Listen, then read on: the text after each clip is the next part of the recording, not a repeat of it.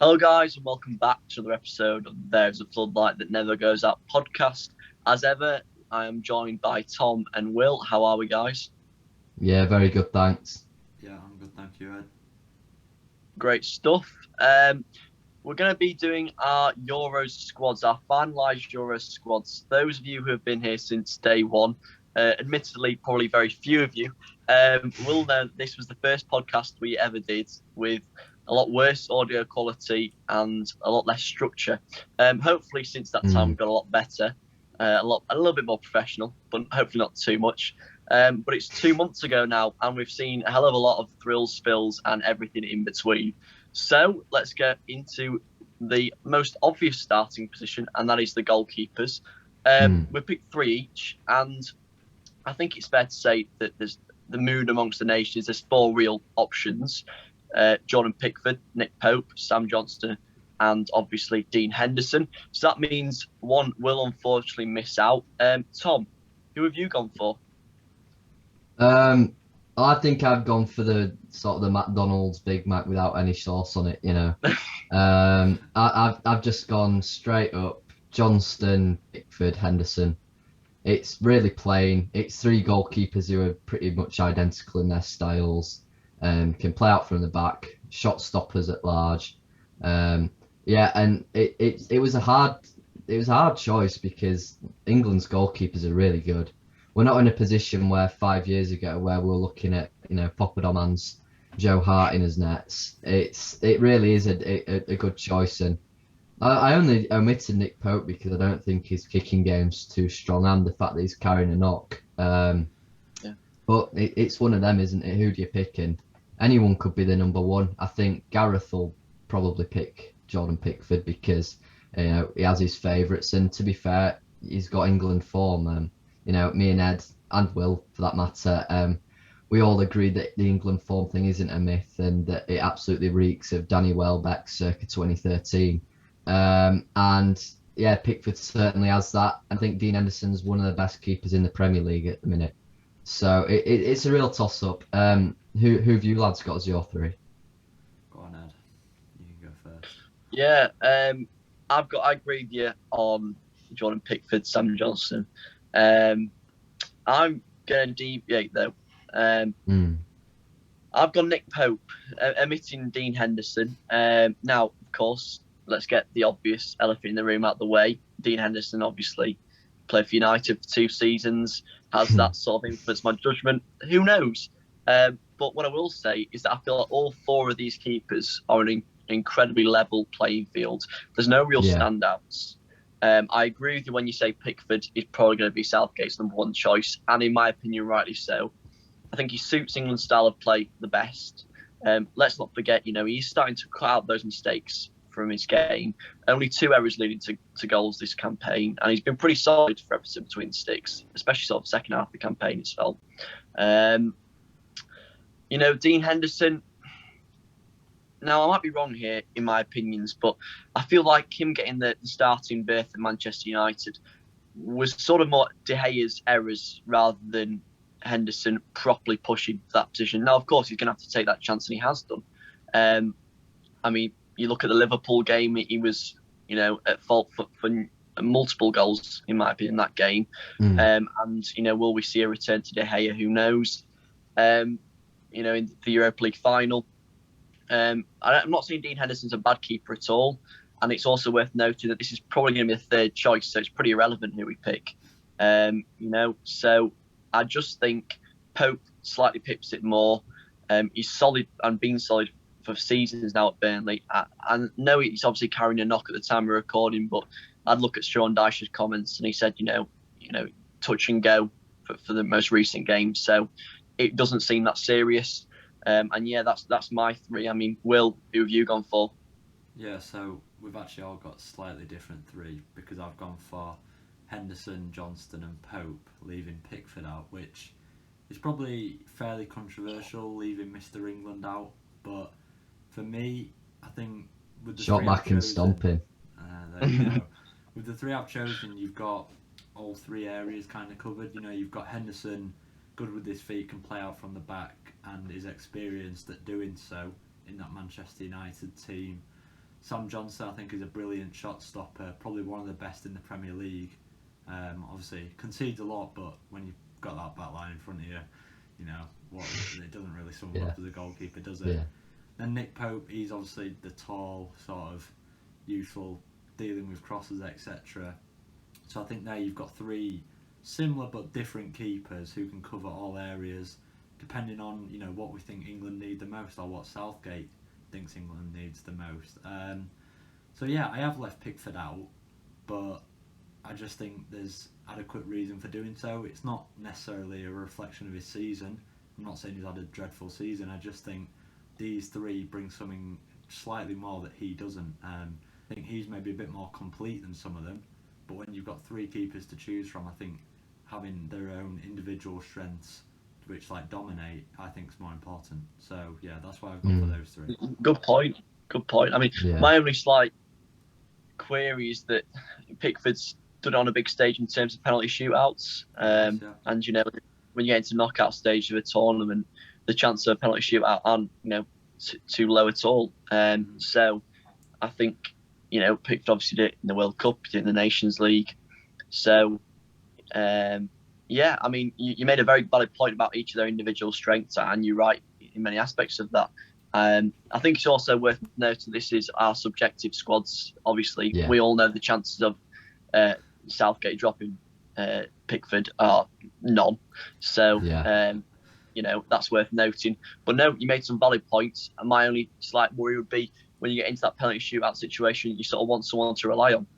Yeah, I think it is a valid point, but I think if you go into a tournament planning for a penalty shootout, it's not going in with the best intentions. And I think someone like Sam Johnstone, I think he'd do as good a job as Pickford, perhaps. But like you say, it's. I mean, you say 4 out of 10 penalties this season for the Baggies.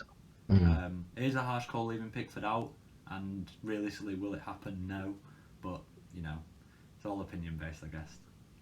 Yeah, and there's so many pros and cons to each keeper. Like I think I said it a little bit in my explanations, but with Pope, he's more aerially dominant than the other keepers, and I think he's an underrated aspect of his game is his shot stopping. He's really good at saving with his feet, but he can't play out from the back. Similarly with Pickford, his aerial sort of domination of his box isn't very good, but he's really good at playing out from the back. And then I think, as much as Johnstone this season has proved to be a shot stopper because of the volume of shots he's faced, he's a bit more of an all-rounder, as is Dean Henderson. But it really is a toss-up, and I think whoever Gareth takes to the Euros, I think no one will have any complaints, unless he ends up taking, David Button or Jason Steele, But yeah, I think all of England's goalkeepers are pretty good. Moving on to sort of a bit of a more controversial aspect though of our picks. You mentioned, Ed, that you didn't really pick Henderson, not because of the Sheffield United link. Why didn't you pick him then? Because you could argue Sam Johnstone's only had one season in the Premier League. Dean Henderson's now had 2. And you could also argue that Dean Henderson's years in the Premier League have been of high quality. Look at the drop off at Sheffield United since he left. No, you make a very good argument, and like I said, it was incredibly tight between the pair. I felt Johnston's shot stopping ability was better than Henderson's. Obviously, Henderson, it's only been the second half last third this campaign that he's coming in and played regular football and going to a major tournament. I personally feel you want someone who's been playing all season, and so it's that consistency. And Henderson, I think it's going to be really interesting to see who he takes, because I don't think it's clear cut. I really do think this is one of the areas of the squad where it could be anyone. Pickford aside, guaranteed. The other 3 are all make that last dash sort of thing. But it was incredibly tight. It wasn't a clear-cut decision. Like I said, when it's the choice, it's coming down to the fine margins, isn't it? It really is the minute details. Yeah, I think that's fair enough. Moving on to the defence then now. We've got a bit of an issue with the lighting there. Let's try to sort I think this is probably the most controversial aspect of the England squad these days, with the volume of right backs. But lads, we'll probably leave that towards the end of our defence, and obviously the viewers can see on screen who we've picked already. But starting off sort of at the left side of the defence, we're all in agreement here that Luke Shaw and Ben Chilwell should be England's left backs this summer's championships. Why do we think that Luke Shaw should be? Because it gets said in the media often this redemption arc for Luke Shaw has been huge this season, and he's been arguably Manchester United's best player, who are the second best team in the country at the minute. And at times, I think he's looked like the best left back in the world. So going into the Euros, how nailed on do you think he is, not only to be in the squad, but also to be in Gareth's starting 11? I personally don't think he will start. I think he should start, but I think Gareth will go for Chilwell. And the more you read, the more you get that impression. I think Shaw is far more complete than Chilwell, better defensively in my opinion, stronger. I think if you'd have told me last year, if we did a class at Euro 2020 when it was 2020 squad, none of us really would have put Shaw in the conversation particularly. I don't think, and all credit to him. He's come this season and tore the league apart at times.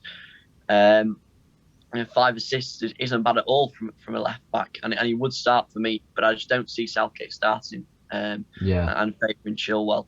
I do think Chilwell's better going forward personally than Luke Shaw. But like I said, I think as we'll come on to later, the array of attacking talent Southgate's got at his disposal. You don't particularly need that attacking fullback. You need your back four or back five, whatever you're going to go for, to be very solid. And therefore, I think Shaw's better suited to that. Yeah, I think that's fair enough. Will, you're looking at the left back picture, and we're seeing Ben Chilwell, who's had inconsistent minutes for Chelsea this season, it has to be said, versus Luke Shaw in the form of his life, playing every week for Manchester United. So why do you think that argument even is there? Personally, I don't think it should be. I think Luke Shaw starts clear, in my opinion. I think Chilwell, he's got some good aspects going forward, but I think he is a wing back, and that's why he works in the Chelsea system, playing as a wing back. I just don't think defensively he's anywhere near as good as Luke Shaw, and I would argue that Luke Shaw definitely matches him at least going forward. I think Luke Shaw's always been fairly solid defensively, but this season especially he's developed into what we'd call sort of a modern day full back, which is overlapping wise, he's brilliant down that left hand side, and his crossing etc. has improved massively. And so, like you say, in a Man United team which have performed well this season, he's been a standout player. And so, for me, he's got to feature in this England team. And Southgate, in my opinion, picking Chilwell over him would be a massive mistake. Yeah, I think that's definitely the case for me as well. I agree with what you lads have said. Maybe not in the sense that Chilwell's better going forward, but I, as much as I'd love to see Luke Shaw start, I just think Gareth Southgate's I think he's a bit of a clown at times with his selections, and as much as he gets things spot on tactically, sometimes you are left sort of foaming at the mouth at his team selection. The thing with Southgate is he's very sort of unform based. He has his favourites, that's clear to see. And by the looks of it, you can be in the best form of your life, and you're not guaranteed your place if you're not sort of already embedded into his thought process, which is a criticism. Let's go to centre backs now. I've gone for 3 centre backs and then one player who can play centre back in a back five. I'll kick it off. I've gone for Tyrone Mings, John Stones, Harry Maguire and Stones to be the partnership for me, obviously, and then Kyle Walker, who obviously we saw in 2018 World Cup. He, in the back five, he's at right side of centre half, and he can more than comfortably slot in there. I think we're all in agreement with Maguire and Stones, so I'll justify the addition of Tyrone Mings. This sort of comes down to biology, and that's the fact that he's left-footed. Because Yeah, if he wasn't yeah. left-footed, I would be picking Ezri Konsa. It's as simple as that. I think Konsa has been the better centre-half this season for Villa. Don't get me wrong, both of them have had incredible seasons. I think Mings, though, you go into a tournament without a left-footed centre-half. If you do want to maybe go to a back three or just want to bring something different in, I think it's a little bit risky. I think also it's a position that he's not necessarily going to get any game time. So again, it's sort of not irrelevant, but he's there for the experience. Either him or Konsa, or whoever was to be picked. Another positive of Mings though is his height and his pace. So I'm thinking if when we inevitably face Mbappe and Maguire and Stones have both been injured in the group stages, because that'll be our luck, then Tyrone Mings is going to be there and pocket him and keep up with him. So yeah, I went for Mings simply because he's that left-footed option. He's good. He has been decent for England when he's played. I thought in various qualifiers, friendlies, nation leagues, and the rest. And and then I'll just touch upon Walker because again I think he's underrated. Would you lads agree? I feel like probably. I feel like with Walker, it's sort of like everyone's he's steadily been going along, and then this whole host of English right backs have gone past him, and he's like the tortoise and the hare. He just caught them all back up again, because we are constantly told about how England had this amazing birth of just young, attacking, good English right backs, and Walker's a bit of an elder statesman there now, alongside another player who we'll come on to in a bit. He's got great versatility, and he's still playing his trade very, very well in the Champions City. So I think he's got to be there. Yeah, I can see Will's dying to get a word in on Killian Walker, so I'll let you go. I don't think he's underrated. I think he gets adequate rating, in my opinion, and that's just he's good, but I do think he's a bit of he's quick, he's strong, and that makes up for him not actually being a great footballer, in my opinion. Clearly, I'm not trying to say I'm better than Kyle Walker here, but what I mean is, I think compared to some of the other right backs on option, he's not, in my opinion, in that conversation. And while I am taking him, for me, it is that more, for some reason, we switched to a back five, and like I say, you can do that job at right centre back, and having that sort of man with pace can be, very handy against the likes, like you said, Ed, some of these top players who are absolutely rapid. But for me, he doesn't really make it massively anyway into that right back position, which obviously we'll move on to. No, I agree with that. I don't. This is for like a centre back option who can also play right back if you have an absolute crisis there. Obviously, Ed, you said about Tyrone Mings. I did go for Ezri Konsa, and I think that's just because young, hungry player who's had a great season at Villa. For me, Tyrone Mings obviously mentioned the advantage of the left foot, height, etc., but I just don't think he's very good. I'm not saying he's bad, but I think Konsa is a better centre half than him. And yeah, at the end of the day, you're going into this campaign. I think while you don't want to solely be on form, you have got to look at Konsa's had in my opinion, much better season than Mings, and so off that, if you're picking between the two, I've got to say Ezri Konsa.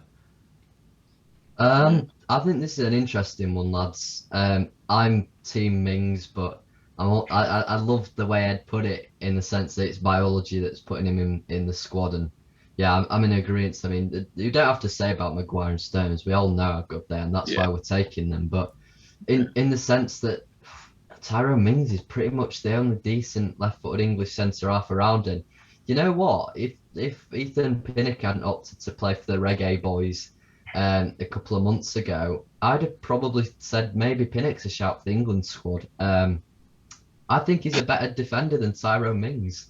But yeah, Mings, he's been okay for Villa this season, and Villa have been decent defensively. But I'm actually taking 4 centre halves, and obviously Kyle Walker as well as maybe that right back / centre back. But my 4th centre half, who I think it's absolutely criminal how he's not even in these conversations, is Fikayo Tomori. The guy's been unbelievable at AC Milan.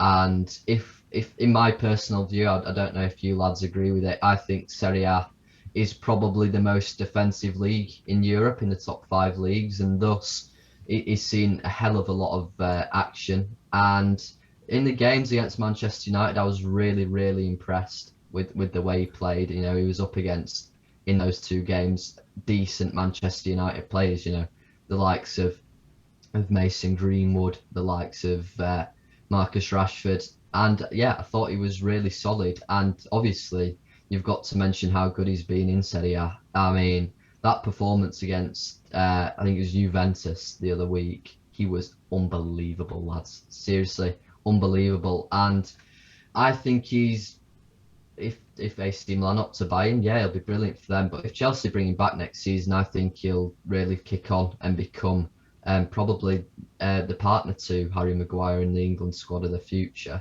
And for the Euros, I just think if Harry Maguire isn't fit enough, he really, you know, he fills that void that we've lost in Maguire, and also that we lost in Joe Gomez, in the sense that quick centre half who can play and who's strong aerially.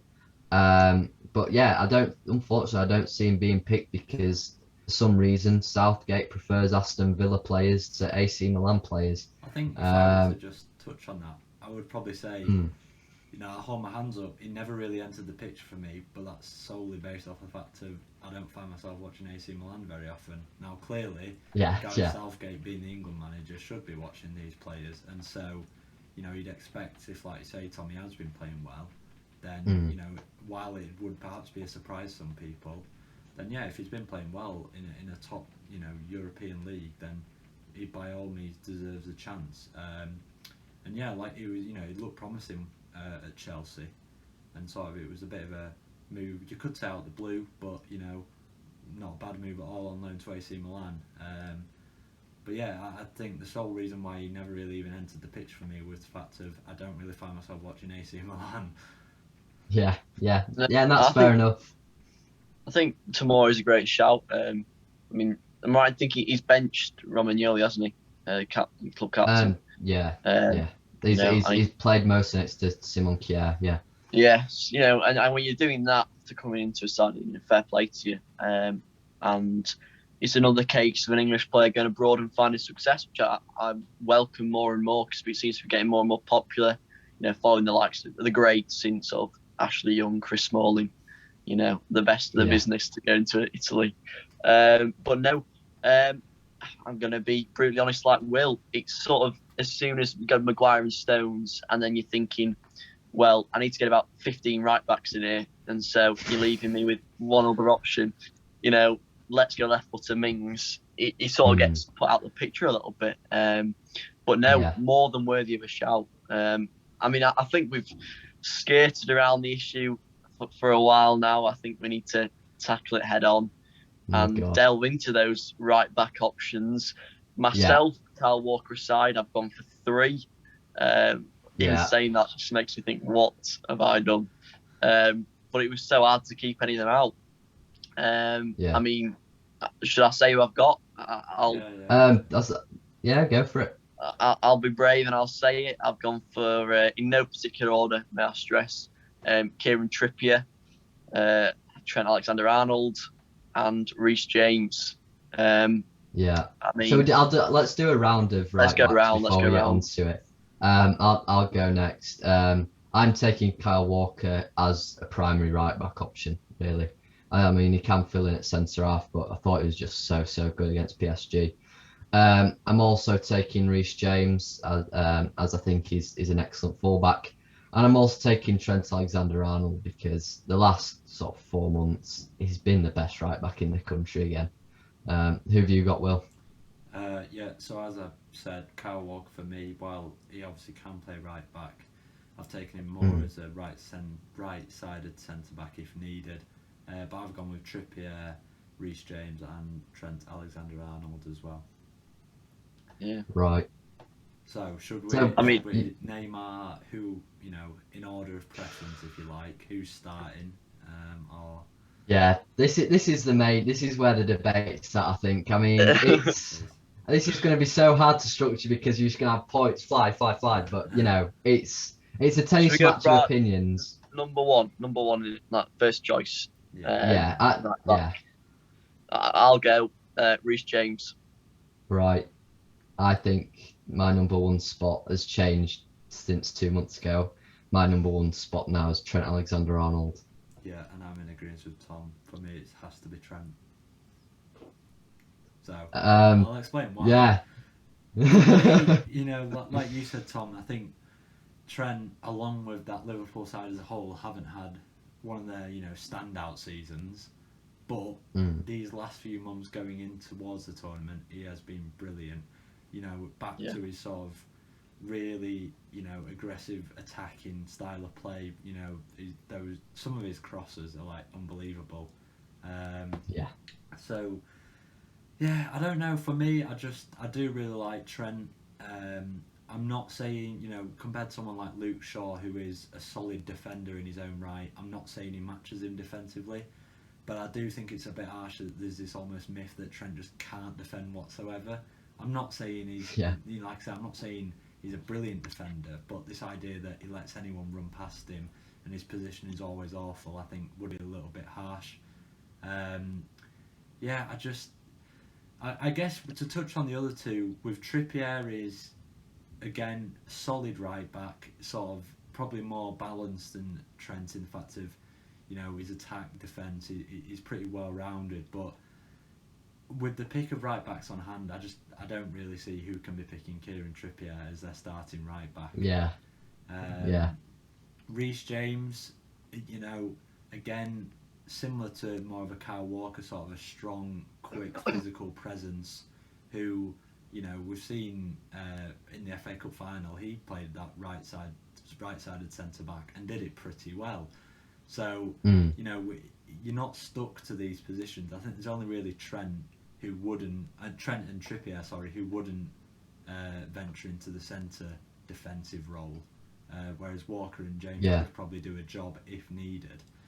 But yeah, these are three very talented right backs I've got here, and yet for me, Trent does edge it. I think Reece James, his sort of attacking play, his crossing is also excellent. But I think Trent brings that kind of, with the ball at his feet, sometimes he can do, some magical stuff. And I think we've seen that, ever more present towards this back end of the season. And so, for me, Trent takes it. Well, I mean, I'll just interject here and explain why I've got Kieran Trippier in my squad. Personally, I thought, him and Ashley Young at the World Cup 3 years ago were just amazing. They were outstanding as wing backs. But I want to see England venture into a new era now, and I think, unfortunately, Kieran Trippier's probably still got another couple of years left at the top level. But internationally, I think we've got to bring through the next gen, and for me, Trent Alexander-Arnold does everything that Kieran Trippier does, and I think does it better. And similarly, I think Reece James has got the potential to do so, whilst also having that physicality that Trippier doesn't have. And Kyle Walker's just really quick. I think that probably underestimates how good he is. But yeah, Ed, you've along with Will got the 4 right backs / Kyle Walker as centre half. How come you felt the need to take both Trips and Trent? Yeah, I will run through each one, just find what I chose. Okay. Starting with Trippier and Trent. Trippier, you touched upon it there, 2018 World Cup, and he was excellent as a wing back. And now I know Southgate might not adopt a system that uses wing backs this tournament, but I still think he can play on the right, he can play on the left. And I also think it's worth noting that, you look at this squad that we picked, and a lot of it is sort of, this will be the first tournament for this, for a lot of the squad.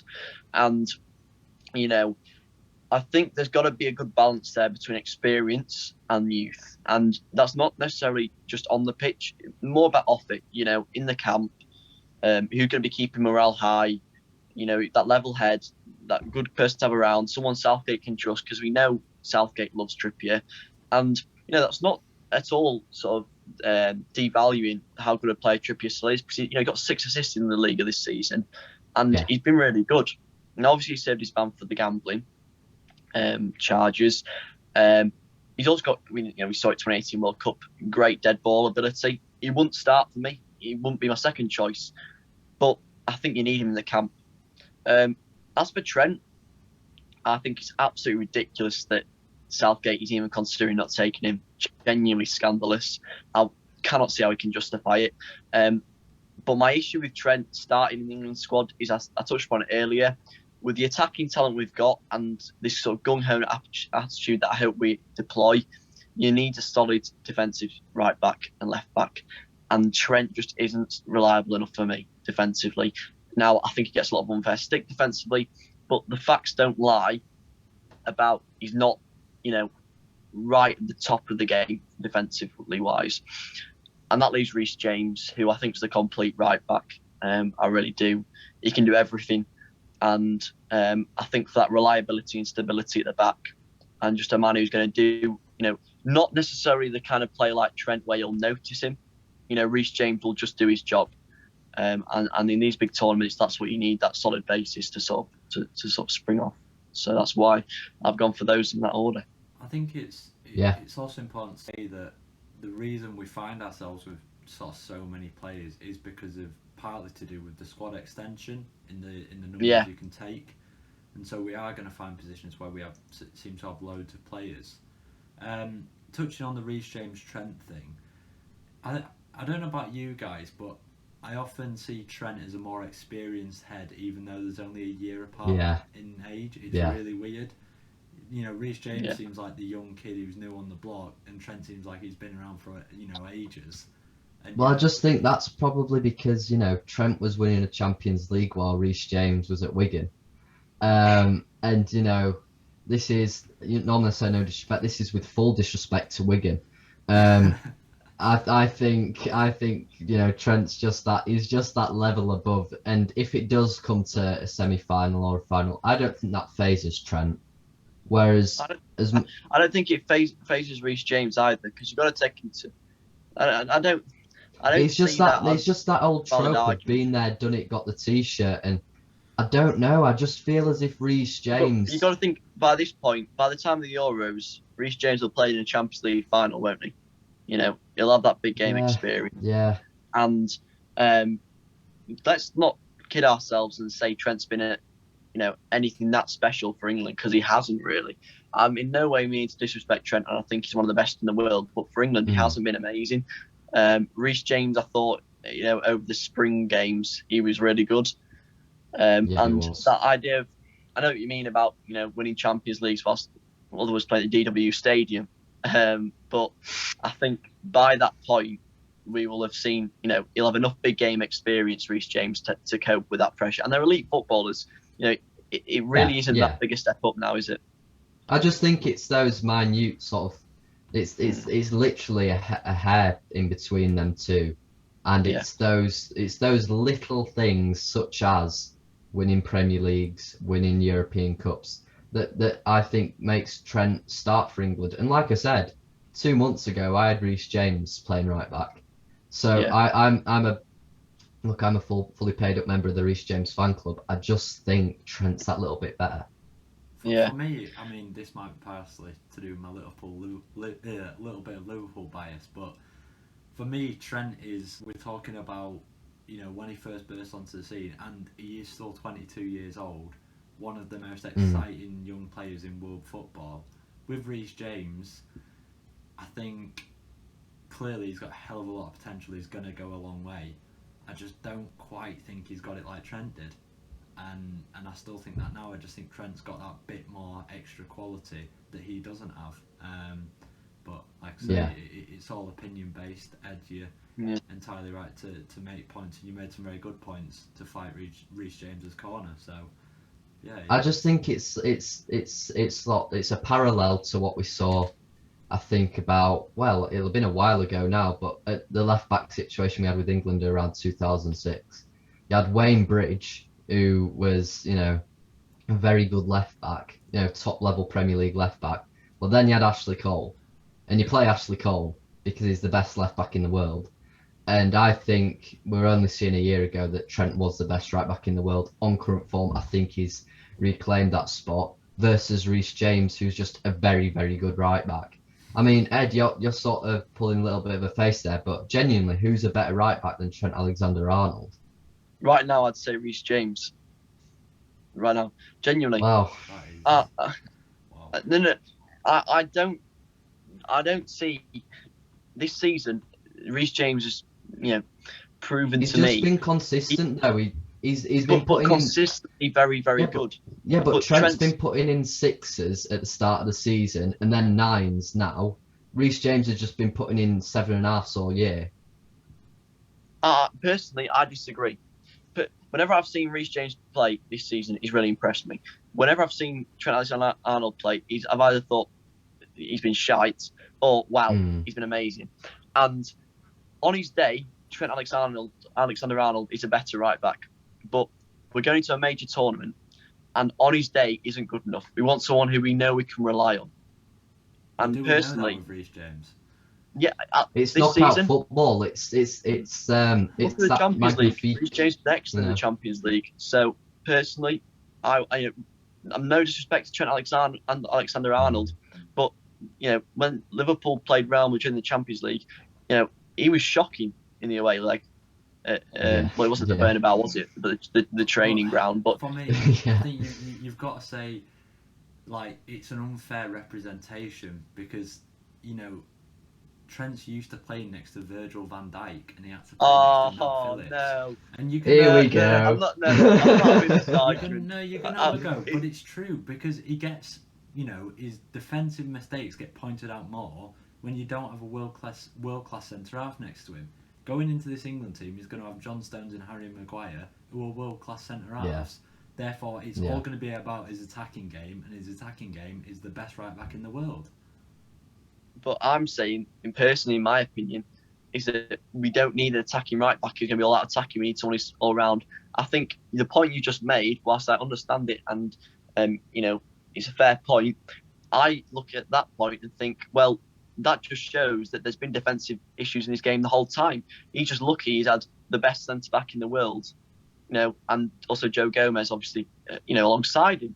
So, personally, you cannot blame your performances on having Nat Phillips and Reece Williams and Ozan Kabak and all them players next year.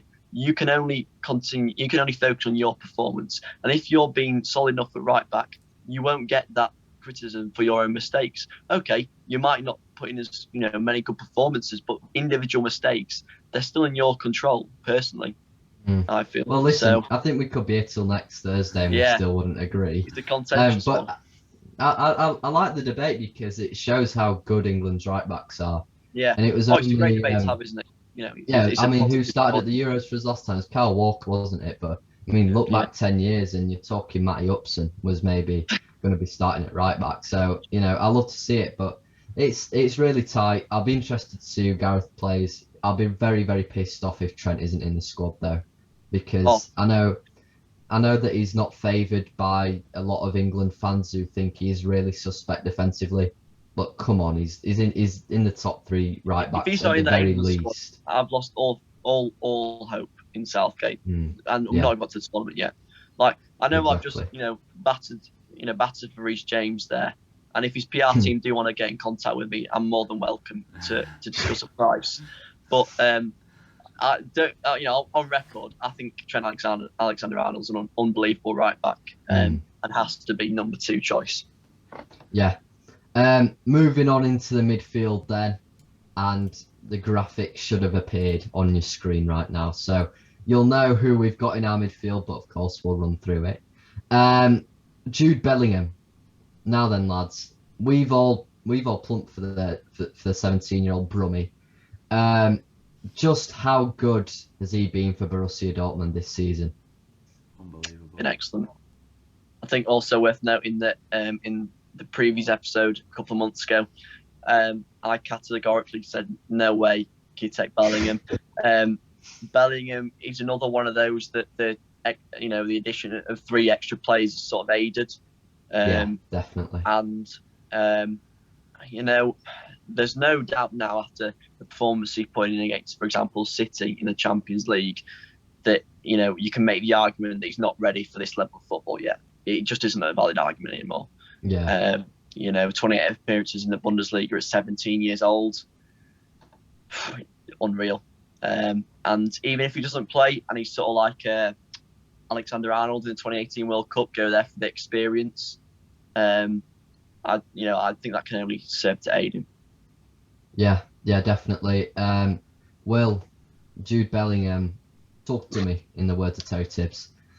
He's gone from a player where I'll be honest, a few months ago, did I entirely buy the hype around him? I was very happy to see a young English player doing well abroad, obviously. I don't think I was fully sold on him, and it's now got to the stage where I've seen him play in the Champions League and I'm thinking he looks like one of the best midfielders in his role that England have got. And that seems, some people would say it's a bit far-fetched.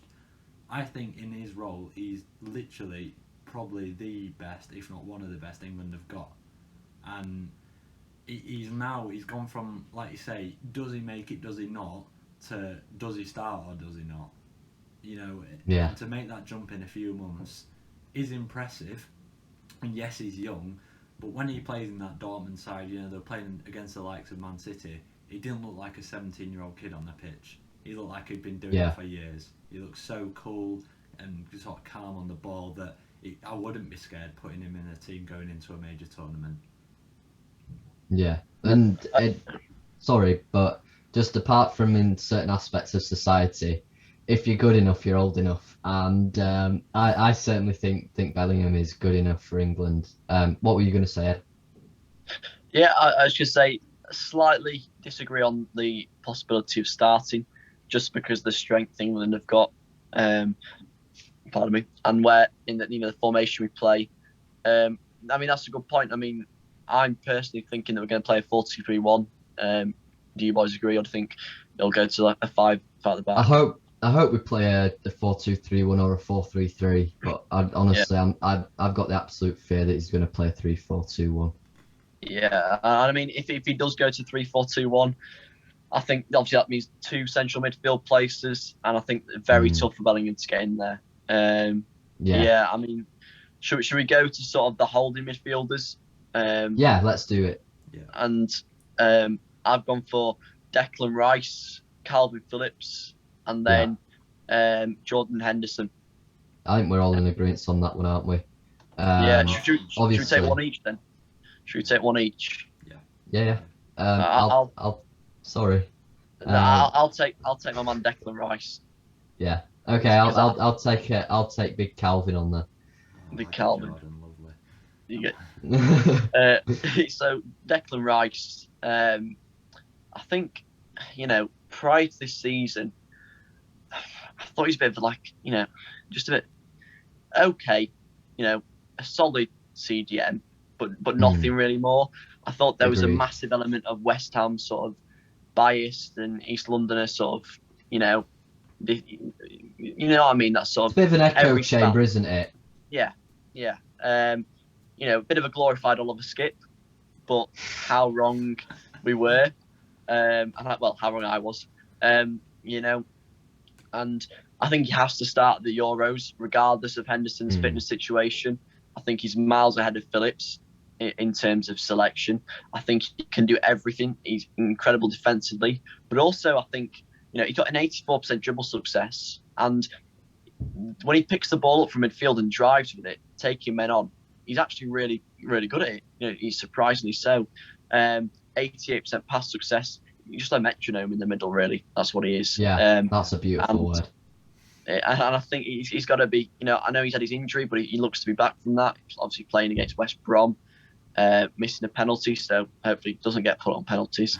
But no, I think he has to start. I've been thoroughly impressed. If I was, any top 6, well, no, I'm not going to include Tottenham in that. If I was any top 5 side, I'd be looking to purchase him right now. Yeah, I think he'd be a perfect fit at the base of that Manchester United midfield. Really do. The only thing I'd say on Declan Rice is I'm still not fully sold. I think he's he's the man for this England team, but I'm not fully sold whether he's even better than Scott McTominay yet. I think he's got to make that move to a bigger club, and then we'll see. Because I think if anything's proved, what difference it is from a top 6 team to a top 12 team is Jesse Lingard, and we'll get onto him later. Big Calvin then, or little Calvin. I think he's only about 5'9". I think 2 months ago I said to you boys, I think he's a system player, and I still do think he's a system player. But the 26-man squad, it means that he can fit in another holding midfielder, just as I could fit in another centre half and striker, and I think he benefits from that. I'm not going to say that he's overly impressed me for Leeds, and I know there's one Leeds United supporter who always listens to this, so I'm not going to offend him too much. But I just don't see him performing outside that Leeds system, and in a 4-1-4-1 which Leeds play, I think that system benefits him massively because he always has, 2 pressing midfielders in front of him. So anything that gets past that wall of Bielsa press, he can clean that up. And for England, you're not going to have that. You're going to have more attacking midfields in front of you, or you're going to have a Declan Rice who likes to have a little bit of a dribble, which will leave you exposed. And I mean, he's in there in case Jordan Henderson's injury reoccurs. And yeah, I mean, I'm going to have to shower him with a little bit of praise. It'd be a bit harsh if I just say he's not very good. The one thing that I have been really impressed with him is his passing range this season. Last year in the Championship, I thought it might have been a bit of a fugazi how good he was at passing when he was, playing in a league that is below his standard, really. He's a top-class player.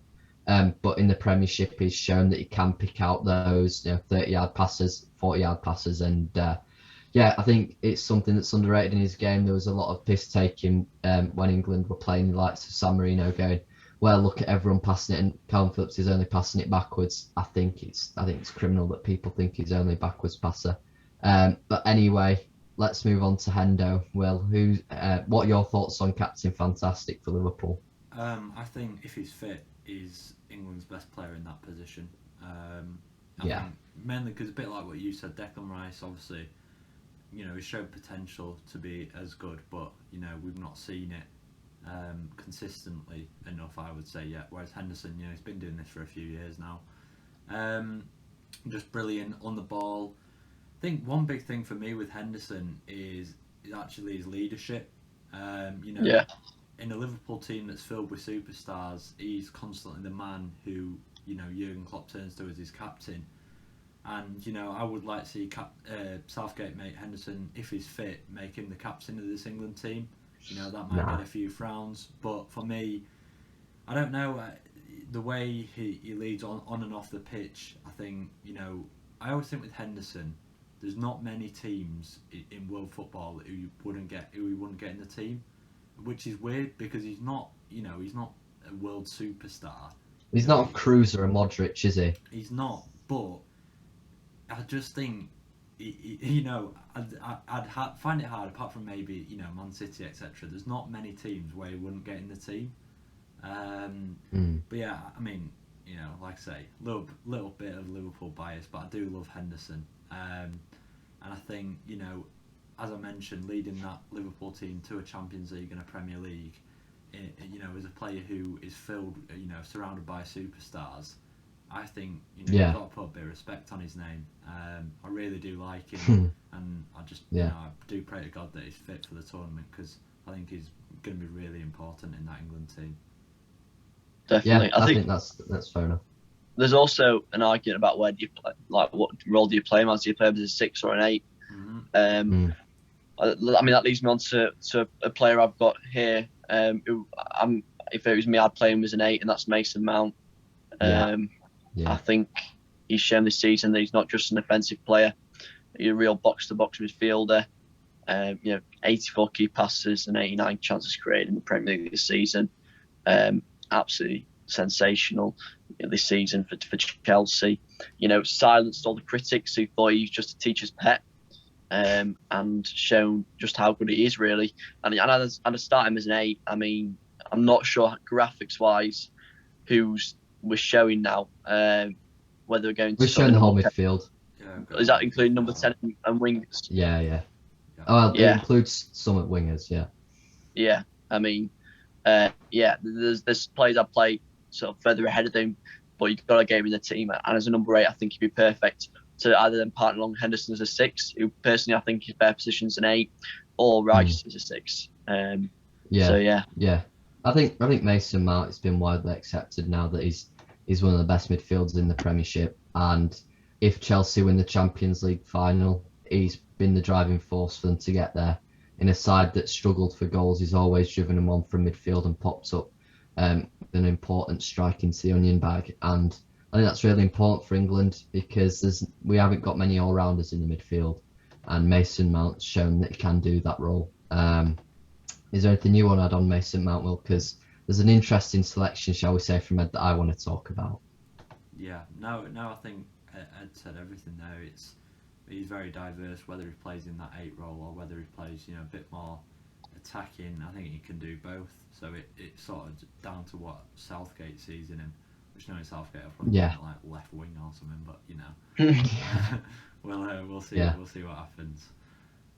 The man who I want to chat to you about, Ed, is JWP, James Ward-Prowse.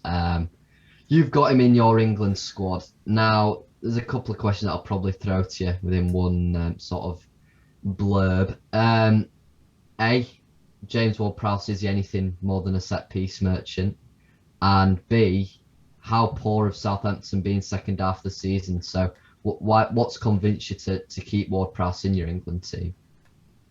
In answer to A, no, I think he's much more than a set-piece merchant. And in answer to B, they still offer something very different to that midfield. You'll have seen by the graphics, I've omitted the likes of Jesse Lingard, a more attacking midfielder. I don't think anyone I've picked here, apart from maybe Jude Bellingham, plays a similar role to James Ward-Prowse. Ward-Prowse is that more cultured sentiment, box to box, yes. The obvious, like you said, he is a dead ball specialist, but I wouldn't use the term merchant. I think he's got so much more to his game than that. And again, just like sort of Walker and Trippier, these aren't the sort of players that are going to be starting for England, but, you're in a tight game, or you're in a, maybe the third game of the group stage, and you want to mix it up a little bit. These are sort of players that might offer you something different. And I think Ward-Prowse does bring something different to this side than other possible midfielders who are all a little bit samey. Very good, but a little bit samey. For me, I think if I were just going to jump in there, you said about almost that, we've qualified out the groups, we've got one more game to throw away. For me, you've got to give that to Jude Bellingham. A young lad, you've taken him to the tournament. You've got to let the young lad have a go. If it's a game that doesn't mean all that much. Like you said, they play similar roles. And I just think, out of the two, I think Bellingham already is better, personally. And I think you've got to give the young lad a run. And for me, James Ward-Prowse is, a very solid Premier League midfielder. But, on the array of talent, we've got here, I don't think he makes it. That's fair enough. Yeah. But, I'm thinking maybe, you're getting to the end of the game, you've got a 1-0 lead. You might have already brought on Calvin Phillips, but you want some more legs in that midfield. Personally, I'd be more trusted to go with James Ward-Prowse and Jude Bellingham in that crucial moment, simply because of experience. Ward-Prowse got so much more experience than Bellingham at this game, simply due to his age. He got 8 goals and 7 assists in the league this season from sentiment. Yeah. They're really impressive numbers. Penalty taker, though. But you got to be there to score sort of thing with penalties, haven't you? Yeah. I think. Yeah, you do. I think that like I said, it's an outside pick, but it's a more than justified one, and it's all very subjective as to whether he'll get any game time. And I thought he also impressed again in those sort of spring games. Okay, granted, not against the best opposition, but I thought he impressed. Yeah. Okay.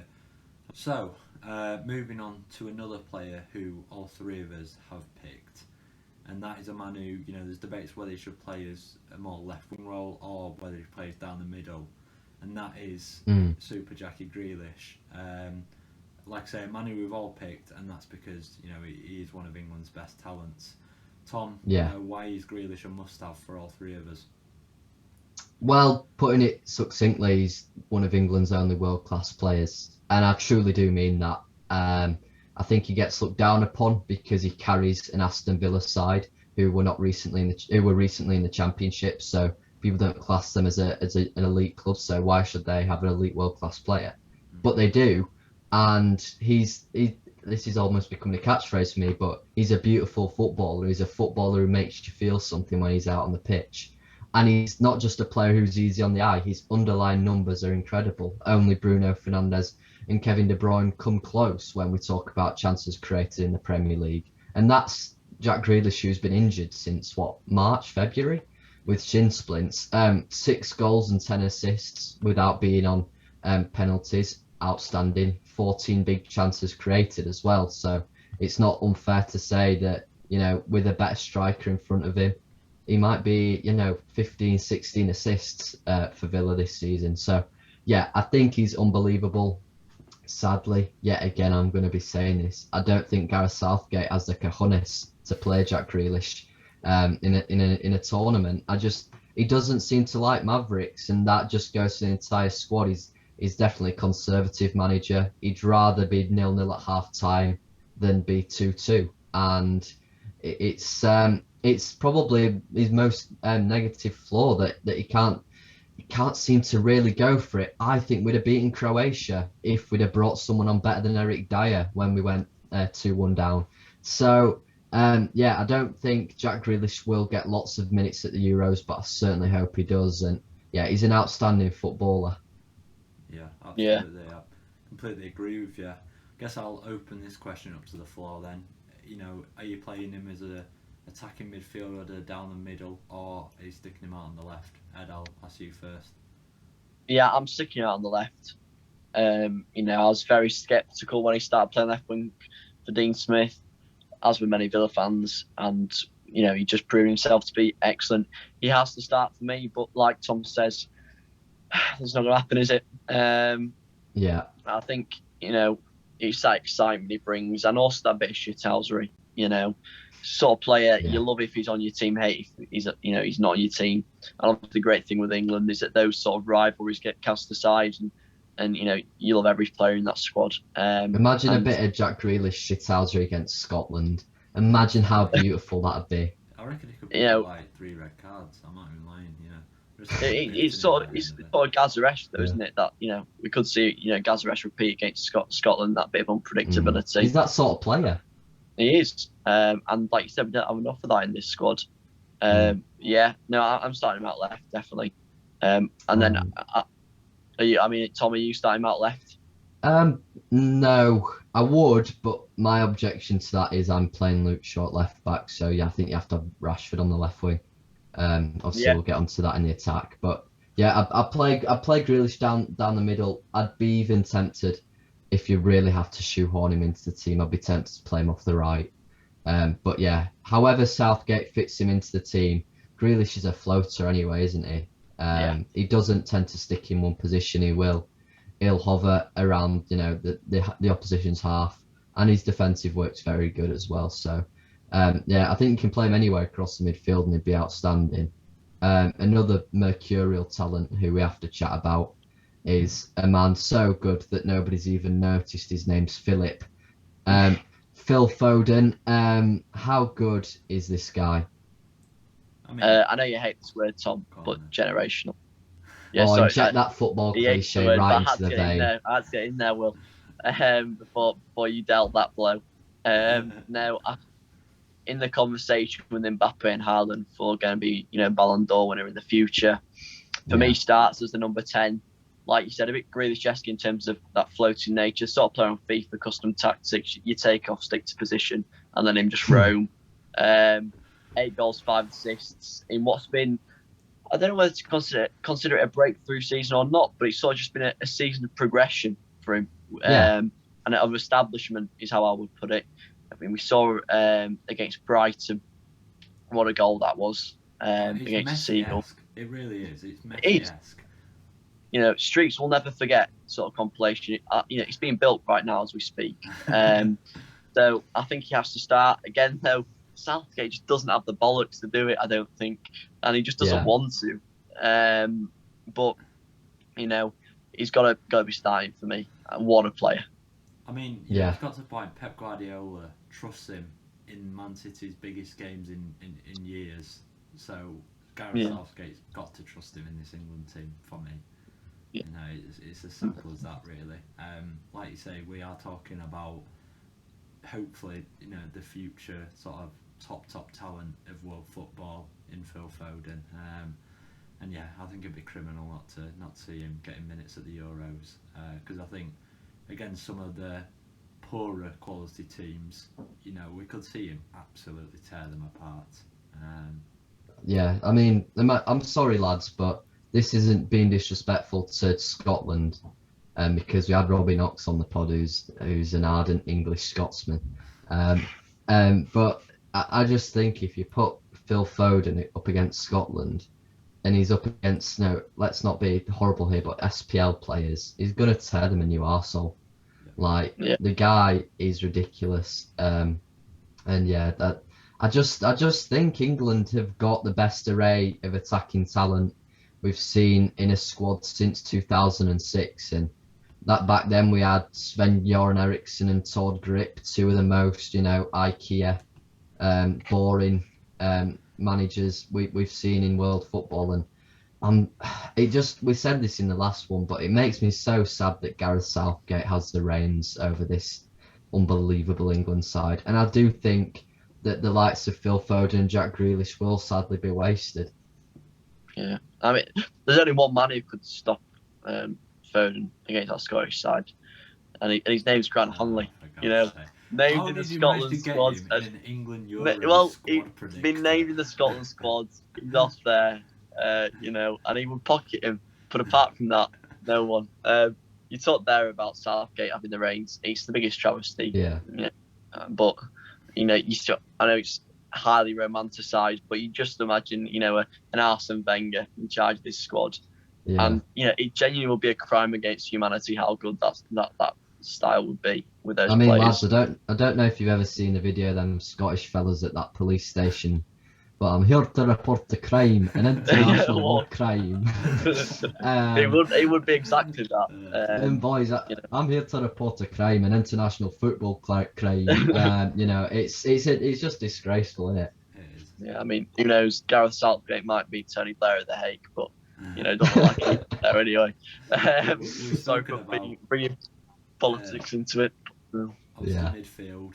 Tom, you're taking 7. Ed, you're taking 8, and we spoke about your extra man in James Ward-Prowse. I'm also taking 8. However, my extra man is a man we haven't mentioned yet, and that's Mr. Jesse Lingard. And bring it out. Lingard is just a player. I don't really know why. I just do like him. Think he's a good player. For West Ham this year, 15 matches, 9 goals, 4 assists. They are impressive numbers. Albeit, there was this thing that it's for West Ham and he couldn't make it for United, blah, blah, blah. I think he's a great player. And I think, if James Ward-Prowse's in for a shout, I think you've got to put Jesse Lingard in there. I just think, okay, the attacking midfield talent of this England team is brilliant. But for me, Lingard, he's on good form going into the tournament. And I think he's a player who thrives off that. Going into a tournament like this on good form, he's the sort of player who could just turn it on for us. I'm not saying he's going to be picked over Grealish, Foden, etc., and I wouldn't want him to be. But, in those games where you're struggling for a bit of creativity, I think he can bring something, really special to that England team. Yeah. I mean, he's sort of come out of form, hasn't he? His last few games. Last couple of games he has. But he's still picking up an assist the other night. I think coming out of form is a harsh statement. I think it was more he was in incredible form, and now he's gone on to more average form. But last couple of games he's still played an 8.1 and a 7.5. So he's not exactly having poor games. Yeah, for me, one of the only reasons he doesn't get into my squad is that I'm on the assumption that we play a 4-2-3-1 simply to get the most amount of midfielders in there. And if you start Foden 10, then you've got Grealish who can play 10, you've got Mount who can play 10. It doesn't leave much space for him really.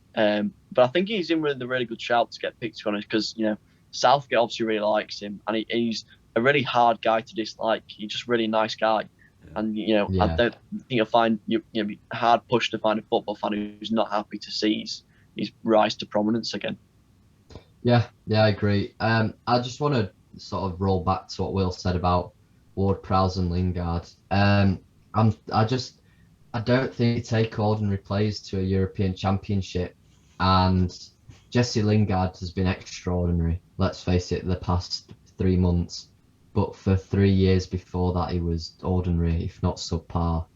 And I don't see his form continuing into the summer. I've got to be honest. And we've just got better players than him these days, and I think it's a luxury to be able to say I'm going to leave out Jesse Lingard. I do think he will get in the squad, by the way. So you'll get your wish granted, Will. But it's a tough one with Lingard, isn't it? It is. It's not. I think, like you say, he's unlucky that he's hit form and yet he plays in the position, which is, we've seen these players pop up out of nowhere. And we're talking about, that's probably England's strongest position. So, if he had that form coming in and he played as a holding midfielder, I think he'd almost be a muscular team with the, injuries around that position. So, I think he's unlucky in his position, but, I completely understand what you're saying. When you've got the likes of Grealish, Foden, Mount, etc., it is hard to put Jesse Lingard in the same conversation. But, like I say, I don't know. There's just something about him. I just like it. And I think he'd offer like some you said it in the first one, didn't you? Of like Eric Dyer playing FIFA or something. So he has that aspect to it as well. Yeah, you said in the first video that you were going for Lingard, and that was 2 months ago. And if I remember rightly, me and Tom, we bought, didn't we? We did a little, and how wrong we were, but no, a visionary, Will. That's what I think we need to start. Bring on manager, so that's amazing. Get me in. Definitely. I think we've done for midfields then. Yeah. Let's go on to the attack. Obviously a combination of wide players and strikers. We'll start with the wide players. I'll kick things off. I've gone for Rashford, Sancho. Obviously, Grealish and Foden can also play out wide, so they're sort of hybrid players. And then another hybrid player in Mason Greenwood, who can obviously play on the right-hand side or up front if necessary. I think not too many contentious decisions in there. I just want to say a quick something on Jadon Sancho. I think, and this is a little bit hypocritical after what I've said about Grealish, but it's very hard for a player to find form at major championships. And so you want your players going in the best form possible. And Jadon Sancho is, the epitome of that right now. He's been sensational this second half of the season in the Bundesliga. Had a slow start, but really turned it on. 11 assists, 8 goals. And I still think we're, still to see the best of him for England. A bit like Trent, he hasn't put in his best performances for the 3 Lions, but in the form he's in, if it's going to come, it's going to come now, and it's going to come at the biggest time possible, apart from World Cup. So Sancho has to be there for me, and makes a really, really good claim to be starting. Yeah, 100%. We've all got Sancho in our starting squads, and also another player that we've all got in our teams is Harry Kane. How do you leave out the best striker in the world? He's England's captain, and how important is he going to be to England, because we know how important he is for England. But how key do you think he is in being that one player who can win you a tournament? Massive. The key is it's not good enough. He's more than just the key. He is everything in this tournament, in my opinion. Like I said, the best striker in the world, 22 goals, 13 assists in the league this season. Finally looks to be leaving Spurs for the betterment of his career, and he can just do everything. There's no, apart from maybe pace, but even then he's not exactly slow. His game is just so perfect, and it suits our style of play perfectly, I think, for England. And yeah, I mean, I feel for any other striker that's sort of going to the tournament, because the one player you don't bring off if you need a goal, or you still, you just don't bring off in general, is Harry Kane. Only if you're sort of 3 goals up and you want to save him because of obviously his previous injury woes, then you might consider taking him off. But if England are going to be successful at this tournament, it'll be through Harry Kane. Yeah, I think you hit the nail on the head there. With Kane, it's just an obvious, isn't it? Another player who seems to be an obvious to us boys is Dr. Marcus Rashford. What a guy he is, but what a player he is.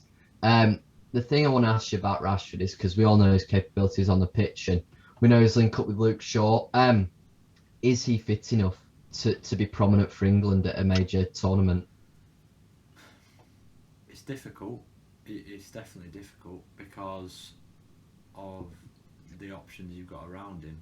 But for me, Rashford is a player who, I don't know, I think he's a great player, and while there is many other players who you could potentially put in his position, you mentioned earlier, he can play on the left or the right, can even, if for some reason we end up playing 2 up front, he can do a job up front.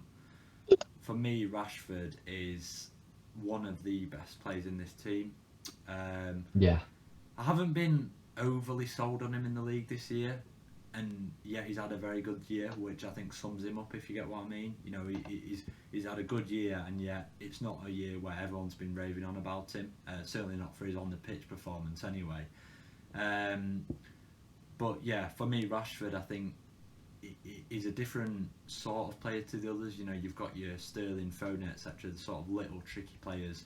Rashford is a tall guy. He's quick, direct, and I just like his style of play. And for me, I would love to see him linking up with a player like Harry Kane. Hopefully he could be the Heung-min Son to Harry Kane, because then those two would just be unstoppable. Yeah. I think also the link with Luke Shaw can't be understated. I mean, personally, he wouldn't start for me, but he'd be an impact sub, partly due to his fitness problems, but also just better informed players out there, in my opinion. And Grealish, I said I'd start Grealish on the left just for that bit, sort of just excitement and wow factor. I think Rashford's so good on the counter attack as well, and against certain sides that could be crucial. His pace really could exploit any potential high lines teams play against us. So no, I think he's got to be there. And 11 goals and 9 assists is still a very, very good season. And he also gives an option up front if the worst comes to the worst, and all our strikers just all of a sudden can't play. Maybe they'll have COVID. And they'll get COVID, But that's it's a really unfortunate reality, is that there's a reason they extended the squad to 26 is because of the heightened chance of, unfortunately, we're beside someone catching COVID. But you'd think if one of them gets it, they'd all get it, wouldn't you? Well, you'd say that, but when Darren Moore got COVID for us, he was the only one out of the whole squad and staff, by the sounds of it. Yeah, but these guys literally stay in a hotel with just themselves for weeks on end. It'd be a bit odd if only one player got COVID, I think. Yeah. I mean, Fabio Capello will be in his element, because I'm assuming there'll be no Wi-Fi feeds allowed at the camp, so he'll be there. He'll be loving it. But no, I think I get that Peter Crouch podcast reference, and I rate it. I'm glad Capello's not our manager anymore, by the way. The man's a football terrorist. Anyway, moving on again to a player we've all got in our squads, and I think there's quite a lot of recurrence in the attacking positions. Dominic Calvert-Lewin. Now, lads, I've got to ask you a key question about Calvert-Lewin, and he has gone into my squad despite doubts. But A, can this man replicate the form that he showed in the previous stages of this season? And B, he's not got a single assist in the league this season. Can he even pass a football? I think, let's be kind, yes and yes. I think he obviously, he's not quite sort of Jonathan Lecco for Birmingham levels of an inability to pass the football. But no, I think Calvert-Lewin, he's a weird one. He's a real fox in the box, and that's used far too often. But there's a reason. Like, so many of his goals come inside, the penalty area. But they've all come inside the penalty area actually, which shows. And he's a different striker to Kane, a little bit more limited to Kane. Got the best jump I've ever seen a footballer have, barring maybe Ronaldo. Like, it's genuinely unbelievable. His leap. Lambo Diaby. Well, he didn't get done for drugs then, so I'm not Yeah. sure. Not sure it's pretty much a fair test, that one. So no, again, he's in there, but will he get much game time? I'm not sure.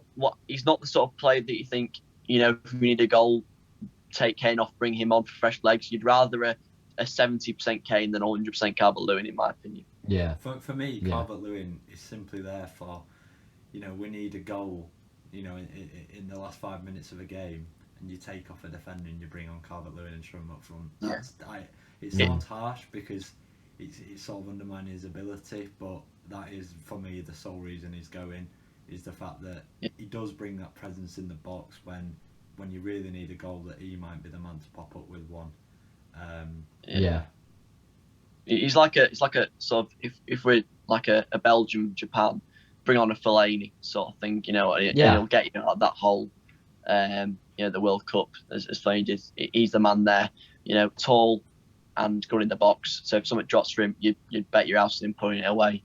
But yeah, he's a weird one though, because the stats don't lie. 16 goals this season, but I still feel there's, something about him that's just not world class yet.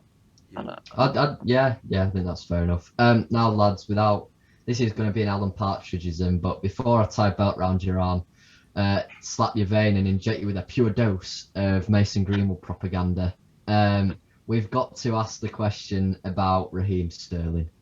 Ed, you've omitted him from your squad. I've got to admit I was very, very close to doing the same. The guy's drop-off in form has been spectacular, but not in a good way. Can you just explain why you have left him out of your 26-man squad? Yeah, it's a weird one, because I don't think there has been that necessary drop-off of form, but he's just not, he's been ousted by Phil Foden, and, he's just not been good enough. But it's a weird one. I don't know how to describe it. He's not been like, what's happened to him? It's just been like, he's very average all of a sudden. I don't think for a minute that he will get dropped from the England squad. I just want to point that out. Like, I think his spot's safe, but subjectively, I don't think he should be going on the bus or the plane, or whatever you want to call it. I don't think his performance has been that good, and I think we've got better people out wide this tournament. I really do. I don't think he can be relied upon for his finishing when it counts. Still an issue for him. He just doesn't make the grade for me. Tough one, but doesn't make the grade. Yeah, I mean, me and you, Tom, we have taken him, and I did have to think about it, and he, for me, was one of the players who snuck in due to the extension on squad size. I think if that wasn't in place, I don't think he would have been going in my squad, and like I said, that's just because it's a really weird one with Sterling. He's just sort of fallen out of favour at City, with the likes of Phil Foden proving how good they are. And, I think in the future, I can see him, I think his best move would maybe be a move away from City. Because I don't know, I don't think I see Pep falling in love with him anytime soon. But with Sterling, it's that game, you're struggling to break down a defence. You can't deny his dribbling and pace is unbelievable at times. He's one of the quickest players in the Premier League. So for me, for that reason, he goes. But like I say, it's by the skin of his teeth. And if miraculously Southgate left him out of the team, I don't think there'd be a massive amount of complaints. Yeah, I think that's fair enough. Now, like I said, I've got Greenwood in my squad, and I know you've got Greenwood in your squad, Ed. How impressive has this guy been for him to warrant a place in our squads? Because I suggested Greenwood in the first episode of the podcast, and it wasn't rubbish by you two, but it was sort of like he's just had a really middling season. Whereas I think you could argue he's carried Manchester United's attack since April. Why have you plumped for Greenwood, Ed? Because of this latter end of the season, and he's really upped his performances. His finishing's never been in doubt, and I think he brings something different to other players in the squad. Another benefit of the extension of the squad size. He wouldn't have made it probably in my squad if it hadn't been for that extra three men available. Again, another one who's not necessarily going to get much game time, a bit Bellingham-esque, but you bring him on, he's got versatility, and that big chance that you need someone to finish, apart from Kane, or Calvert-Lewin, I think he's your man to finish it. So yeah, it's been still a disappointing season for him, but by no means a poor season, especially the latter end of it, which has just got him in for me. Yeah, left foot, right foot, devastating, and that is Mason Greenwood. We've also, I've just realised now that I've not added a 26th man to my squad, so I'm gonna have to do it a bit impromptu. But you two have both added a bit of a unique player in your squads. Ed, you've gone Watkins. Will, you've gone Bamford. How come you went for Bamford to start, Will? 16 goals, 7 assists. He's a good striker. I didn't think I'd be saying it myself, looking at Championship Patrick Bamford. But I think you've almost got to lose that stigma around him of him being the Championship Patrick Bamford, because this season he's been anything but. He's been one of the top Premier League strikers, and I think as much as people like to laugh about it, myself included, you've got to start respecting him a bit for that. And for me, in this team, if the worst would happen, Kane gets injured, I'd like to see Bamford leading the line. And for me, that is, at the start of the season, Calvert-Lewin would have probably been the favourite to do so. But for me, Bamford maybe brings a little bit more. 7 assists is impressive numbers for a striker.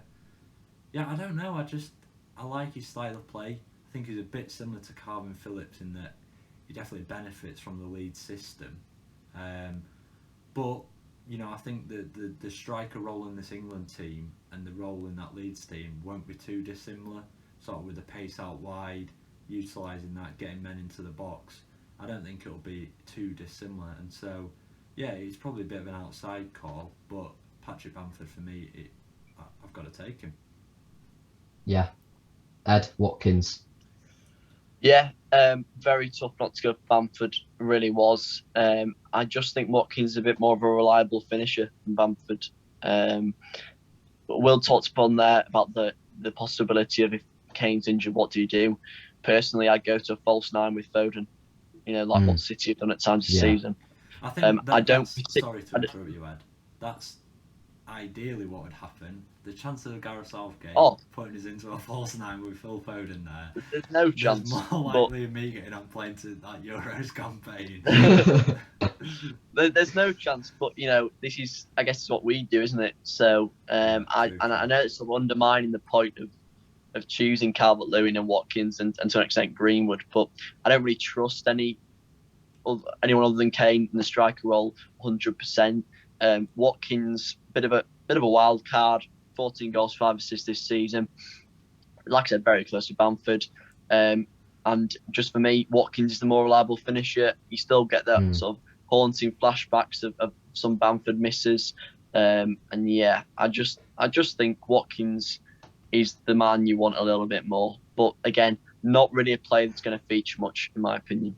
Yeah, I mean, I might be wrong here, but I think I'm correct in saying that Patrick Bamford, I think along with Maupay at Brighton and along with Timo Werner, has the most big chances missed in the league. So he's not completely eradicated those blunders. And in a game against, in the group stages, in a game against the Czech Republic or Croatia, you're going to maybe only get 2 or 3 chances in a match. And if you can't bury them, then you're up shit creek without a paddle. And I don't trust either Watkins or Bamford to do the business in that sense. So my 26th man is Tammy Abraham. And I know that he's not had many minutes for Chelsea, so he's probably not going to get picked. But I think it's criminal that he's not got minutes for Chelsea, and I'm sure plenty of Chelsea fans will agree with me. He's been, well, he was excellent last season. He was excellent the year before at Aston Villa in the Championship. And when you've got such a misfiring striker in Timo Werner, not to play Tammy Abraham, who, let's face it, whenever he's played, he's been reliable for Chelsea. He's not let Chelsea down. And, I saw him against us and I thought he was really good. I know only 6 goals in 22 games in the Premier League this season. Most of them have been off the bench appearances, though. And for England, I thought he's looked good when he's played. Six games for England since 2017, when he made his debut, 1 goal, and again, that most of them appearances were off the bench. I was also tempted maybe to go for a bit of a maverick option in Hudson-Odoi, but you just can't justify that. But for me, Tammy Abraham, I just think he's that little bit more reliable when you're getting a chance. And I'd have maybe also said Danny Ings, but he just seems so injury prone. And you can't risk him pulling his hamstring within 20 minutes and then there you go, you've only got 25 players. Good reasoning. Can't really argue against it. I don't think he really suits Tuchel's style, sort of fast, counter-attacking sort of play. The speed of Werner, however bad his finishing may be, his runs are excellent and really suit that style. But I think that. I mean, Will, have you got anything to add on that? No, I think it's like an outsider shout, but I think you justified it well, and you can't argue with it too much. Tammy Abraham is a good striker, and it's more just he's fallen out of favour at his club. Lots, if not, most Premier League teams would get Tammy Abraham in that striker position. He's a very good striker. So it's not an outrageous call, and for some reason Southgate took Tammy Abraham. I don't think you could complain too much. No, definitely. Lads, I think we've pretty much covered it all in this podcast. And I've got to say, even if it is me in that podcast 2 months ago and me in this podcast now, I think you'll have enjoyed listening to this one a little bit more if you're hardcore and have got to this point. If you have got to this point, drop a comment. Who's in your England squad? Maybe don't put all 26 names because it'll be a bit of a long one for you if you are commenting. But put in sort of 3 or 4 players who you don't think get the credit they deserve and should be in Southgate's squad. As always, if you're listening on YouTube, please subscribe to the channel. 90% of you aren't subscribed who watch, so it'd be really appreciated if you did. Drop a like on the video. The links are in the description to follow us on Spotify and Apple. If you're listening on Spotify and Apple, drop a review and subscribe. You can find us on Instagram now at Floodlight Pod. On Facebook, there is a Floodlight that never goes out. And as always, on Twitter at Floodlight Pod. We'll be back very soon with an exciting Sheffield Wednesday season review. And of course, this isn't the last of what we're going to talk about in the Euros. Prepare for a summer of content is all I'm going to say. Thanks for listening as always, and we'll catch you in the next one. Cheers, guys. Thanks, guys.